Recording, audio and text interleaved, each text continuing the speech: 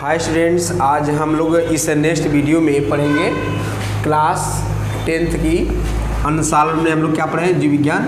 और हमने बताया था कि हम लोग अरिहंत से स्टार्ट कर रहे हैं। सेट नंबर 1 है, ठीक है, याद रखिएगा किस प्रकाशन का हम लोग कर रहे हैं, अरिहंत का। और इसमें सेट नंबर कौन है, सेट है आपका सेट नंबर 1 है, ठीक है। तो सेट नंबर 1 है, इसके इस सेट के बारे में हम लोग इसके पहले वाले लेक्चर में हम लोग अध्ययन किए हुए थे, उसको सॉल्व किए हुए थे, ठीक है।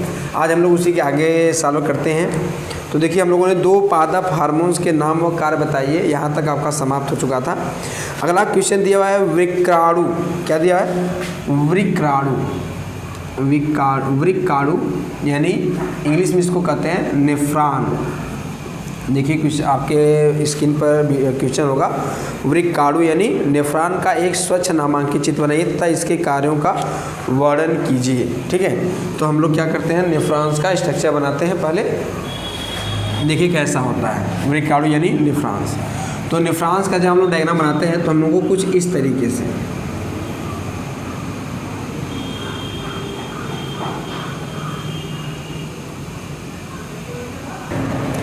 तो देखिए यहाँ पर हमने एक नेफ्रॉन यानी एक वृक्काणु यानी एक नेफ्रॉन का स्ट्रक्चर हमने बनाया हुआ है, ठीक है। ये है नेफ्रॉन की संरचना। पहले हम लोग समझते हैं नेफ्रॉन क्या होता है। जब हम लोग एक किडनी यानी एक वृक्क का स्ट्रक्चर बनाते हैं तो आपको पता होगा कि कुछ इस तरीका का डायग्राम होता है एक वृक्क यानी किडनी का, ठीक है। इसमें 2 भाग होते हैं, जो आउटर भाग होता है उसे हम लोग कहते हैं कार्टेक्स, और जो इनर भाग होता है उसे हम लोग कहते हैं मेडुला कहते हैं, ठीक है। ये 2 स्ट्रक्चर्स होते हैं। जो वृक्काणु यानी नेफ्रॉन्स होते हैं, यह वृक्क के अंदर बहुत सारी मात्रा में उपस्थित होते हैं, ठीक है। कह सकते हैं कि जो नेफ्रॉन होता है वह किडनी यानी कह सकते हैं कि एक वृक्क की सबसे छोटी व क्रियात्मक इकाई होती है। तो किडनी यानी वृक्क की सबसे छोटी व क्रियात्मक इकाई कौन सी होती है, नेफ्रॉन होती है। इस बात को आप लोग याद रखिएगा, ठीक है। तो नेफ्रॉन की संरचना क्या होती है, देखिए ये यहाँ पर देख रहे हैं कि एक नलिका, 2 नलिकाएँ हैं, एक नलिका आई हुई है। तो जो नलिका आई, ये आई हुई नलिका ये यहाँ से जा रही है। तो जो नलिका आती है इसे हम लोग कहते हैं अभिसारी, क्या कहते हैं, अभिसारी नलिका। और जो जाती उसे कहते हैं अपसारी नलिका, क्या कहते हैं, अपसारी। देखिए अभी मतलब आना, अभिसारी, अप मतलब जाना, तो क्या हो गया, अपसारी, ठीक है। और ये दोनों यहाँ पर अभिसारी और अपसारी दोनों नलिकाएं मिल करके रुधिर की एक जाल बनाती हैं, एक गुच्छा बनाती हैं। इसे हम लोग कहते हैं ग्लोमेरुलस, क्या कहते हैं, ग्लोमेरुलस कहते हैं। और ग्लोमेरुलस जो होता है प्यादे यानी एक कप जैसी संरचना होता है, उसे हम लोग कहते हैं बोमन संपुट कहते हैं। नीचे वाला भाग क्या कहलाता है, गर्दन कहलाता है। गर्दन के नीचे देखिए कुंडलित नलिका ही नहीं, इसे कहते हैं कुंडलित नलिका। और यह गर्दन के पास है, बोमन संपुट के पास है, इसलिए इसको कहते हैं समीपस्थ कुंडलित नलिका यानी प्रॉक्सिमल कर्वेटेड ट्यूबुस, PCT। नीचे होता है एक यू शेप आकार की संरचना होती है, उसे कहते हैं हेनले लूप। और जाकर फिर दूर से भी एक कुंडली होती है, उसे कहते हैं दूरस्थ कुंडलित नलिका यानी DCT। और ये जगह किस में खुल जाती है, संग्राहक नलिका यानी कलेक्टिंग ट्यूब्स में क्या होती है, खुल जाती है। तो ये है आपके वृक्क यानी आपके वृक्काणु यानी नेफ्रॉन की संरचना। एक बार फिर समझ लेते हैं, ये अभिसारी और ये अपसारी दोनों मिलकर क्या बनते हैं, जाल बनाते हैं, उसे क्या कहते हैं, ग्लोमेरुलस कहते हैं। ग्लोमेरुलस जिसमें उपस्थित उसे कहते हैं बोमन संपुट। बोमन संपुट के नीचे क्या होता है, गर्दन होता है। यहाँ पर सबसे कुंडलित नलिका उसे कहते हैं समीपस्थ यानी PCT। नीचे क्या है, यू आकार कहते हैं हेनले लूप। और यहाँ पर दूर है तो दूरस्थ यानी DCT। और यहाँ पे आपको क्या दिख रहा है, संग्राहक नलिका आपको क्या हो रही है, दिख रही है। तो ये संरचना है किसका, एक आपके जो है कि नेफ्रॉन यानी एक वृक्काणु की क्या है, संरचना है। अब देखिए इसका कार्य क्या होता है, ब्लड को फिल्टर करके यूरिन यानी मूत्र का निर्माण करना यानी यूरिन का निर्माण करना, ये किसका काम होता है, इसी नेफ्रॉन यानी वृक्काणु का होता है। कैसे, जब यहाँ से ब्लड आता है अधिक मात्रा में, ब्लड में 2 स्ट्रक्चर्स होते हैं, 2 भाग होते हैं। पहला होता है उसकी कोशिकाएं यानी सेल्स कहते हैं, सेल्स यानी कोशिकाएं, जिसमें RBC, WBC और प्लेटलेट्स होती हैं। और दूसरा होता है उसका प्लाज्मा। प्लाज्मा क्या है, पानी है यानी वाटर है, और क्या उसमें प्रोटीन से भरे हैं, कार्बोहाइड्रेट है, विटामिन, ये सब प्लाज्मा बनाते हैं। तो जब ब्लड अधिक मात्रा में आएगा और जाएगा बहुत ही कम मात्रा में, जब जाने वाली जो नलिका है वो क्या पतली है, आने वाली नलिका क्या है मोटी है, तो ब्लड अधिक मात्रा में आएगा लेकिन जाएगा कम मात्रा में, तो क्या होगा, एक प्रेशर क्रिएट होगा, एक दाब उत्पन्न होगा कहाँ, इस ग्लोमेरुलस के अंदर, ठीक है। और जैसे ही दाब उत्पन्न होता है तो जो ग्लोमेरुलस की नलिकाएं होती हैं उससे प्लाज्मा क्या होता है, छन जाता है, फिल्टर हो जाता है, ठीक है। और फिल्टर होकर के छन करके वह कहाँ भर जाता है, बोमन संपुट में। कहाँ भर जाता है, बोमन संपुट में। बोमन संपुट से फिर कहाँ चला जाता है, गर्दन में, और गर्दन से फिर कहाँ आता है, वो समीपस्थ कुंडली नलिका में। समीपस्थ कुंडली नलिका में क्या होता है कि जो आवश्यक पदार्थ होते हैं ना, जैसे अमीनो एसिड, प्रोटीन्स, विटामिन, जो आवश्यक होते हैं वो सब के सब यहाँ पर क्या होते हैं, अवशोषित हो जाते हैं। क्या होते हैं, अवशोषित, यानी लाभदायक पदार्थ क्या होते हैं, अवशोषित हो जाते हैं। फिर वहाँ से कहाँ अवशोषित, जो बचता है वो कहाँ आता है, हेनले लूप में। हेनले लूप में क्या होता है कि आयंस का, किसका, आयन, आयन मतलब कि जो आपके कह सकते हैं कि धन आयन, ऋण आयन होते हैं, इनका क्या होता है कि यूज होता है, यानी इनका अवशोषण होता है, ठीक है। इसके बाद ये हेनले लूप से कहाँ आते हैं, डीसीटी, दूरस्थ कुंडली नलिका में आते हैं। और दूरस्थ कुंडली नलिका में आकर के यहाँ पर सबसे अधिक मात्रा में किसका अवशोषण होता है, H2 यानी जल का अवशोषण होता है, ठीक है। देखिए गर्मियों के समय में जब हमारे शरीर में पानी की कमी हो जाती है, या किसी भी समय में जब शरीर की पानी की कमी हो जाती है शरीर में, तो यहाँ पर एक हार्मोन्स रिलीज होता है, उसका नाम है वासोप्रेसिन, या इसी को हम लोग कहते हैं एडीएच हार्मोन्स। क्या कहते हैं, एडीएच। ये एडीएच हार्मोन्स क्या करता है कि यूरिन से ज़्यादा मात्रा में जल को अवशोषित करने का काम करता है। तो यहाँ पर डीसीटी में क्या होता है, जल का अवशोषण किया जाता है, और अगर एडीएच साबित हो जाएगा तो अधिक मात्रा में अवशोषित हो जाएगा। इसके बाद यह पानी कहाँ चला जाता है, संग्राहक नलिका में, यानी कलेक्टिंग ट्यूब में क्या होता है, चला जाता है। क्लियर, मतलब जो आपका बचा हुआ पदार्थ कहाँ चला जाता है, संग्राहक नलिका में चला जाता है। तो इस प्रकार क्या होता है, यूरिन का निर्माण करना, ब्लड का मूत्र का निर्माण करना किसका काम होता है, वृक्काणु यानी नेफ्रॉन का कार्य होता है। तो आपको समझ में आएगा। अच्छा, ये जो यूरिन का फॉर्मेशन होता है कितने क्रियाओं में होता है, तो 3 क्रियाओं में, याद रखिएगा। पहला तो होता है अल्ट्रा फिल्ट्रेशन। अल्ट्रा फिल्ट्रेशन का मतलब ये क्या होता है, अल्ट्रा फिल्ट्रेशन। अल्ट्रा फिल्ट्रेशन का मतलब ये होता है कि जो यहाँ पर फिल्टर हो रहा है प्लाज्मा, उसे कहते हैं अल्ट्रा फिल्ट्रेशन। दूसरा जो प्रोसेस होता है वो होता है रीएब्जॉर्प्शन। क्या होता है, रीएब्जॉर्प्शन हिंदी में कहते हैं पुनर्अवशोषण। क्या कहते हैं, पुनर्अवशोषण कहते हैं, यानी पुनः अवशोषित कर लेना, पुनर्अवशोषण होता है। और जो तीसरा पॉइंट होता है वो होता है रीसिक्रेशन। क्या होता है, रीसिक्रेशन यानी उसको हम लोग कहते हैं श्रावण कर देना। रीसिक्रेशन यानी श्रावण कर देना, यानी कभी कभी क्या होता है ना, इससे बहुत सारे रक्त की नलिकाएँ लिपटी रहती हैं इस ग्लोमेरुलस, इस नेफ्रॉन से। तो वो रक्त की नलिकाएँ क्या करती हैं भी, कुछ मात्रा में पराशर द्वारा पदार्थों को पुनः नेफ्रॉन में क्या करते हैं, स्रावित करते हैं। इसे हम लोग कहते हैं श्रावण। ये 3 क्रियाएं होती हैं जिसे हम लोग कहते हैं यूरिन का फॉर्मेशन, यानी आपके जो है कि मूत्र का फॉर्मेशन होता है, ठीक है। और याद रखिएगा, इसके बाद तो आपको ये समझ में आ गया होगा। आगे चलते हैं। देखिए अगला क्वेश्चन आपका है कि लैमार्क एवं डार्विनवाद की तुलना कीजिए। तो लैमार्कवाद क्या है, डार्विनवाद क्या है, ये आपको पता है। हम लोग स्टार्ट करते हैं पहले, लैमार्कवाद क्या है और डार्विनवाद क्या है, ठीक है। देखिए लैमार्कवाद और डार्विनवाद में एक जो मेन बेसिक डिफरेंस है वो क्या है की तुलना करना है। तो सबसे पहली बात ये है कि लैमार्क ने कहा था कि किसी अंग का प्रयोग ज़्यादा करने पर वह अंग ज़्यादा विकसित होते हैं, और किसी अंग का प्रयोग कम करने पर वह कम विकसित होते हैं। ये किसने कहा था, लैमार्क ने कहा था। तो याद रखिएगा, लैमार्क जो थे इन्होंने लैमार्क ने अंगों के उपयोग व अनुपयोग के बारे में बताया था, ठीक है। लेकिन डार्विन ने ऐसा कुछ नहीं कहा था। डार्विन ने ये नहीं कहा कि अंगों का उपयोग ज़्यादा करेंगे तो ज़्यादा विकसित, या कम करेंगे तो विलुप्त हो जाएंगे। ऐसा डार्विन ने कुछ नहीं कहा था। ये किसने कहा था, लैमार्क ने। तो एक अंतर तो आपको ये मिल गया। दूसरी बात, लैमार्क ने अपने इस क्वेश्चन मतलब इस थ्योरी में लैमार्क ने कभी भी संघर्ष शब्द का वर्णन नहीं किया है, जबकि याद रखिएगा डार्विन ने संघर्ष शब्द का प्रयोग किया है। मतलब जीव पैदा होता है या पैदा होने के पहले जब वह माता के गर्भाशय में ही रहता है तभी से वह संघर्ष करता है, और पैदा होने के बाद भी संघर्ष करता है, और जब तक वह पृथ्वी पर जीवित रहेगा तब तक संघर्ष करना पड़ेगा। या यूँ कह लीजिए कि संघर्ष करता है तभी वह जीवित रहता है, संघर्ष नहीं करता तो वह क्या होता है, मृत्यु को प्राप्त हो जाता है। तो याद रखिएगा कि डार्विन ने किस वर्णन किया था, संघर्ष शब्द का, जबकि लैमार्क ने संघर्ष का प्रयोग नहीं किया था। तीसरा पॉइंट देते हैं तो 2 अंतर आपको मिल गए। तीसरा पॉइंट हम लोग देखते हैं कि लेमार्क ने क्या कहा था और डार्विन ने क्या कहा था। लेमार्क ने एक कहा था कि जो जीव होते हैं ना उनमें क्या होता है कि जो जीव होता है वो अपने जीवन में जो कुछ भी सीखता है, जीव क्या करता है अपने जीवन में जो कुछ भी सीखता है वह सारे के सारे जो लक्षण होते हैं, यानी सीखे गए लक्षण, जो भी सीखे गए क्या होते हैं लक्षण होते हैं, वह क्या होते हैं कि आनुवंशिक हो जाते हैं। यानी सीखे गए लक्षण क्या होते हैं, आनुवंशिक हो जाते हैं, जबकि डार्विन ने ऐसा नहीं कहा था, है ना। डार्विन ने ऐसा नहीं कहा था। लेमार्क ने कहा कि नहीं, कि जो हम जीवन भर सीखते हैं वो आनुवंशिक होते हैं, नहीं हमारी पीढ़ी से एक पीढ़ी दूसरी पीढ़ी में चले जाते हैं, जबकि डार्विन ने कहा नहीं ऐसा नहीं होता। डार्विन ने कहा कि वही लक्षण जाते हैं एक पीढ़ी दूसरी पीढ़ी में जो हमारे आनुवंशिक गुण होते हैं। जैसे लोहार का बेटा लोहार, सोनार का बेटा सोनार, तैराक का बेटा तैराक नहीं बन सकता, किसके अनुसार, डार्विन के अनुसार, जबकि लेमार्क के अनुसार बन सकता है। तो ये मेन डिफरेंसेस है लेमार्क और डार्विन के बारे में, ठीक है। और देखिए और तो ये सब कुछ अंतर है लेमार्क और डार्विन की थ्योरी के बारे में। तो इसको देखिए, आपका अगला क्वेश्चन है द्विसंकर संकरण की सहायता से मेंडल के वंशागत के नियमों को समझाइए। तो द्विसंकर संकरण क्या होता है पहले हम समझते हैं।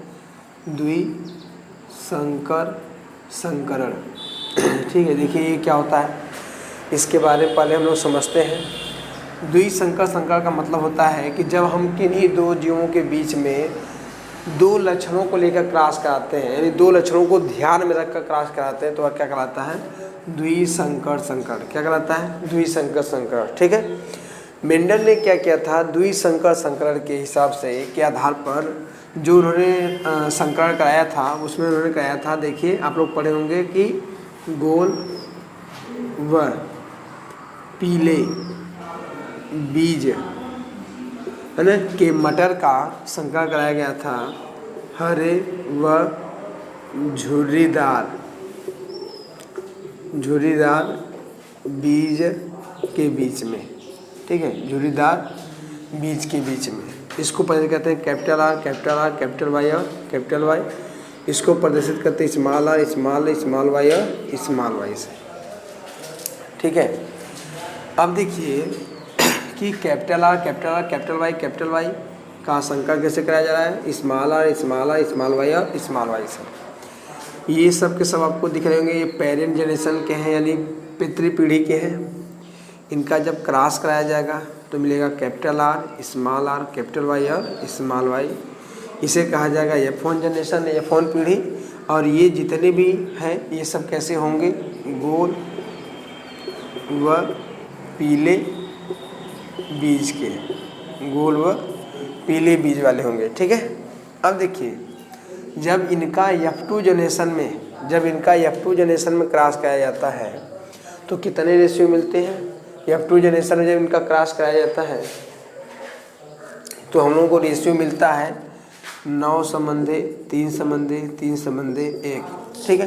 तो इसके लिए हम लोग कैसे करते हैं पहले इसको समझते हैं, ठीक है। देखिए तो यानी F1 जनरेशन में क्या करा देंगे, यानी जो F1 जनरेशन क्या कैपिटल आर, कैपिटल वाई और स्मॉल वाई। ये F1 जनरेशन के पौधे हो गए। कलर कैसा होगा इनका, मतलब प्रभावी कौन था, तो इसमें था पीले व गोल बीज के जो पौधे थे वो क्या थे, प्रभावी थे। तो इस कंडीशन में जो इसमें क्या किया जाएगा, स्वपरागण। क्या कहा दिया जाएगा, स्वपरागण कराया गया इन पौधों में, F1 जनरेशन पौधों में स्वपरागण कराया जाएगा। तो इसमें देखने को क्या मिलेगा, कुछ ये कंडीशन देखने को मिलेगी। देखिए तो यहाँ पर क्या हुआ कि F1 जनरेशन जो बीज पौधे हैं पीले व गोल बीज वाले संकरित, इनमें क्या कराया गया, स्वपरागण करा दिया गया, सेल्फिंग करा दी गई। तो जब सेल्फिंग करा देगी तो 4 प्रकार के युग्मक बनते हैं। कैसे बनाएंगे युग्मक, एक बार कैपिटल लेंगे, एक बार स्मॉल। तो एक capital R, capital R small Y, तो एक बार कैपिटल हो गया। फिर दूसरी बार क्या होगा, small R capital Y, small R small Y. यानी एक का कैपिटल लेंगे 2 बार और दूसरे में क्या करेंगे, दूसरे का क्या लेंगे, स्मॉल लेंगे 2 बार, ठीक है। तो उसको ध्यान में रखकर इसको करेंगे। देखिए रेशियो कितना है, कैपिटल ये रेशियो आपको आया है। अब यहाँ पर देखिए कैपिटल आर और कैपिटल वाई दोनों रहेंगे, कैसे होंगे कलर, यानी गोल व पीले बीज आएंगे। 9 इसका 9 आता है। कैपिटल आर और कैपिटल स्मॉल वाई को कैसा गोल व हरी, इसका कितना रेशो होता है 3। स्मॉल आर कैपिटल वाई का कितना है झुर्रीदार व पीली, कितना आता है 3। और यहाँ पर स्मॉल आर स्मॉल वाई का झुर्रीदार व हरे कितना आता है 1। तो रेशियो कितना आता है 9:3 से 9:3 1। तो ये हो गया द्विसंकर संकरण का जो है कि आपका वंशागत है ना। अब देखिए यहाँ पर वंशागत का नियम कौन आता है, तो नियम आता है नंबर 3। वो नियम कौन सा होता है, लॉ ऑफ इंडिपेंडेंट असॉर्टमेंट, या उसे हम लोग कहते हैं स्वतंत्र अपव्यूहन का नियम। क्या कहते हैं, कौन सा नियम आता है, स्वतंत्र अपव्यूहन का नियम। तो यहाँ पर स्वतंत्र अपव्यूहन का नियम लागू होता है। स्वतंत्र अपव्यूहन का नियम क्या होता है, देखिए इसमें बहुत ही सिंपल सा इसमें लॉजिक है। स्वतंत्र अपव्यूहन का नियम ये होता है कि जैसे मान लीजिए कि जब एक पीढ़ी में कोई जीन है, जैसे कैपिटल आर एक पीढ़ी में है, इसी के साथ दूसरा भी कौन है, स्मॉल आर है, ठीक है। Capital R capital Y, small Y दोनों मिक्स हो गए, कैपिटल आर कैपिटल वाई और स्मॉल वाई ये मिक्स हो गए। तो फिर जब ये F1 से जब ये F2 में जाते हैं, F1 से जब कहाँ जाते हैं, F2 में जाते हैं, तो ये क्या जो लक्षण है, यानी कैपिटल आर जो लक्षण है, स्मॉल आर जो लक्षण है, कैपिटल वाई जो लक्षण है, स्मॉल वाई जो लक्षण है, क्या ये जो लक्षण है ये मिक्स हो जाते हैं या स्वतंत्र रहते हैं, किसी से मिक्स नहीं होते हैं। तो यानी ये मिक्स नहीं होते हैं, स्वतंत्र रहते हैं, इसलिए इसको कहते हैं स्वतंत्र अपव्यूहन का नियम। कि यानी भले ही जब दो लक्षण एक साथ आ जाएं, लेकिन ये आपस में मिक्स नहीं होते, ये पीढ़ी दर पीढ़ी बल्कि क्या होते हैं, स्वतंत्र हो जाते हैं, स्वतंत्र ही रहते हैं, ये कभी मिक्स नहीं होते हैं, इसलिए इसे कहते हैं स्वतंत्र अपव्यूहन का नियम। क्लियर। तो देखिए यही है स्वतंत्र अपव्यूहन का नियम, ये कभी भी एक दूसरे से मिक्स नहीं होते हैं। झुर्रीदार कभी गोल से मिक्स नहीं होगा, या हरा कभी पीले से मिक्स नहीं होगा, अर्थात ये आपस में क्या होते हैं, स्वतंत्र होते हैं, इसी को कहते हैं स्वतंत्र अपव्यूहन का नियम। तो आपको समझ में आ गया होगा। अथवा करके इसी में दिया है, परागण की परिभाषा लिखिए। पुष्प के लंबवत काट के नामांकित चित्र द्वारा निषेचन क्रिया को स्पष्ट कीजिए। ठीक है, तो देखिए इस क्वेश्चन में हम लोग चलते आगे। पहला क्या है, परागण। परागण किसे कहते हैं तो परागण देखिए क्या होता है, ये हो गया फ्लावर का स्ट्रक्चर, और ये हो गया परागकण। तो हमने इसके पहले वाले वीडियो में आपको परागण के बारे में बताया था कि परागकण का अपने परागकोश से, ये अपने परागकण का, ये हो गया परागकण, ये क्या होगा, परागकोश। तो परागकण का परागकोश से निकलकर वर्तिकाग्र पर, कहाँ, वर्तिकाग्र पर पहुँचने की क्रिया ही क्या कहलाती है, परागण कहलाती है। परागकण का परागकोश से निकलकर वर्तिकाग्र पर पहुँचने की क्रिया ही क्या कहलाती है, परागण कहलाती है। क्लियर, परागण कहलाती है। तो आपको समझ में आ गया परागण क्या है। आगे देखिए दूसरा क्या, पुष्प के लंबवत काट के नामांकित चित्र के द्वारा निषेचन की क्रिया को स्पष्ट कीजिए। तो पुष्प का पहली बात हम लोग क्या बनाएंगे, लंबवत काट बनाएंगे। कैसे बनता है लंबवत काट पुष्प का, आपने ऐसा डायग्राम बनाया होगा,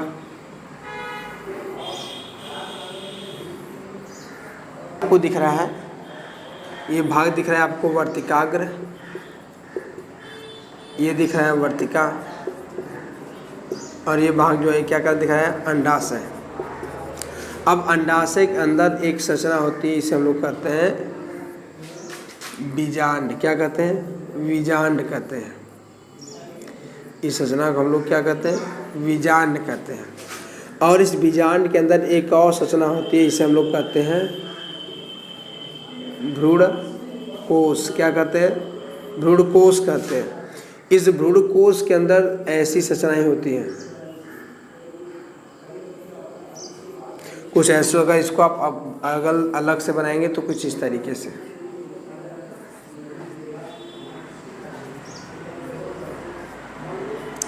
क्लियर, ऐसी संरचनाएं होती हैं, इन्हें हम लोग कहते हैं सहायक कोशिका। क्या कहते हैं, सहायक कोशिका। इसे हम लोग कहते हैं अंड कोशिका, अंड कोशिका कहते हैं। इसे हम लोग कहते हैं द्वितीयक, द्वितीयक केंद्रक कहते हैं। ऐसे हम लोग कहते हैं प्रतिमुख कोशिका। क्या कहते हैं, प्रतिमुख कोशिका। क्लियर, ये है यहाँ पर एक विस्तार से संरचना किसका, भ्रूणकोश का। किसका संरचना है ये, भ्रूणकोश का, भ्रूणकोश की ये संरचना है। क्लियर। ये भ्रूणकोश कहाँ है, बीजांड के अंदर। और ये आपका क्या दिख रहा है, अंडकोश का। क्या दिख रही है, अंडकोश का। अब मान लीजिए जैसे ही निषेचन की क्रिया को प्रदर्शन करना है आपको, तो जैसे ही यहाँ पर क्या होगा, परागकण आएगा, परागकण क्या होगा, अंकुरित होगा, और अंकुरित होकर के यहाँ पर ये पालन ट्यूब यानी इसे हम कहते हैं पराग नलिका। क्या कहते हैं, पराग नलिका का क्या करेगा, निर्माण करेगा। तो इसे हम क्या कर देंगे, ये संरचना क्या कहलाएगी, ये संरचना क्या कहलाएगी, पराग नलिका। पराग नलिका का निर्माण हो गया। इस पराग नलिका में क्या आएगा, आपका नर युग्मक। कौन आएगा, नर युग्मक। और नर युग्मक इस भ्रूणकोश के पास पहुँचते पहुँचते एक से कितने हो जाते हैं, दो। एक से कितने हो जाएंगे, दो। तो जैसे ही दो नर युग्मक होंगे, कितने नर युग्मक होंगे, दो नर युग्मक होंगे। और ये दोनों नर युग्मक कहाँ प्रवेश करेंगे, सहायक कोशिका से अंदर जैसे ही प्रवेश करेगा ये आपका पराग नलिका, यहाँ पर जाकर ये फट जाएगा, भ्रष्ट हो जाएगा। यहाँ पर ये क्या फट जाएगा, भ्रष्ट हो जाएगा। तो इसके जो नर युग्मक हो क्या हो जाए, बिखर जाएंगे। एक नर युग्मक देखिए कहाँ फ्यूज कर जाएगा, अंडकोशिका से। कैसे फ्यूज करेगा, अंडकोशिका से। इस क्रिया को हम लोग कहते हैं निषेचन। क्या कहते हैं, निषेचन। और यह अंडकोशिका बनाएगी जाइगोट। क्या बनाएगी, जाइगोट। जाइगोट यानी युग्मनज। क्या बनाएगी, युग्मनज यानी जाइगोट का निर्माण कर देंगे। ठीक। और जो दूसरी नर युग्मक है, ये जगह किसे फ्यूज कर जाएगा, द्वितीयक केंद्रक से। किसे फ्यूज करेगा, द्वितीयक केंद्रक से। तो द्वितीयक केंद्रक से जब फ्यूज करेगा तो यहाँ पर बनाएगा भ्रूण, यहाँ बनाएगा भ्रूणपोष। क्या बनाएगा, भ्रूणपोष। देखिए अंतर, यहाँ पर भ्रूणपोष है, यहाँ पर क्या है, भ्रूणकोश है। तो दोनों में अंतर है। तो क्या बन जाएगा, भ्रूणपोष का क्या हो जाएगा, निर्माण हो जाएगा। अब देखिए ये जो भ्रूणपोष है ना, ये जो बना है, ये क्या करेगा, भोजन का संचय। क्या करेगा, भोजन का संचय। क्या करेगा, भोजन का संचय करेगा। अच्छा, भ्रूणपोष में क्या होता है, यहाँ पर जो द्वितीयक केंद्रक था इसमें कितने न्यूक्लियस थे, दो पहले से ही थे, एक और गया। कितने हो गए, तीन। तो इस क्रिया को हम लोग कहते हैं त्रिक संलयन। क्या कहते हैं, त्रिक संलयन। क्या कहते हैं, त्रिक संलयन। तो त्रिक संलयन का निर्माण कहाँ होता है, या त्रिक संलयन कहाँ होता है, तो भ्रूणपोष के निर्माण में। कहाँ होता है, त्रिक संलयन कहाँ होता है, तो याद रखिएगा भ्रूणपोष के निर्माण में। अच्छा, यहाँ पर निषेचन कितनी बार हुआ, एक बार तो निषेचन होगा किसमें, अंडकोशिका में। क्या बना, युग्मनज। एक बार निषेचन कहाँ हुआ, द्वितीयक केंद्रक में। क्या बना, भ्रूणकोश। निषेचन कितनी बार हुआ, दो बार। इसे कहा जाता है द्विक निषेचन। क्या कहा जाता है, द्विक निषेचन कहा जाता है। तो यहाँ पर ध्यान रखिएगा कि ये हो गया द्विक निषेचन। क्या है, निषेचन दो बार हो रहा है, तो ये द्विक निषेचन। क्लियर। और त्रिक, देखो दोनों चीज़ें याद रखिएगा, त्रिक संलयन। त्रिक संलयन भी इंपॉर्टेंट है, द्विक निषेचन भी इंपॉर्टेंट है। ये एक एक नंबर में आ सकता है। और क्वेश्चन पूछता है मैक्सिमम कि द्विक निषेचन किसका गुण है, तो याद रखिएगा आवृत्तबीजी का। किसका गुण है, आवृत्तबीजी पौधों का। आवृत्तबीजी पौधों का गुण है क्या, द्विक निषेचन। ठीक है। तो ये क्लियर हो गया। त्रिक संलयन क्यों कहते हैं, क्योंकि कितने न्यूक्लियस का फ्यूजन होता है, तीन। क्योंकि दो पहले से ही रहते हैं द्वितीयक केंद्रक में, एक और जाता है, तीन हो जाते हैं। तो त्रिक संलयन। तो ये हो गया आपके एक सेट नंबर 1 का अनसॉल्व। ठीक है। तो आपको वीडियो कैसा लगा इसको जरूर कमेंट में बताइए। आप लोग कमेंट सभी लोग कमेंट करिए वीडियो पर, ताकि ज़्यादा से ज़्यादा जो है कि हमको पता चले कि हमारा वीडियो कैसा बना है। लाइक करिए, सब्सक्राइब करिए, शेयर करिए।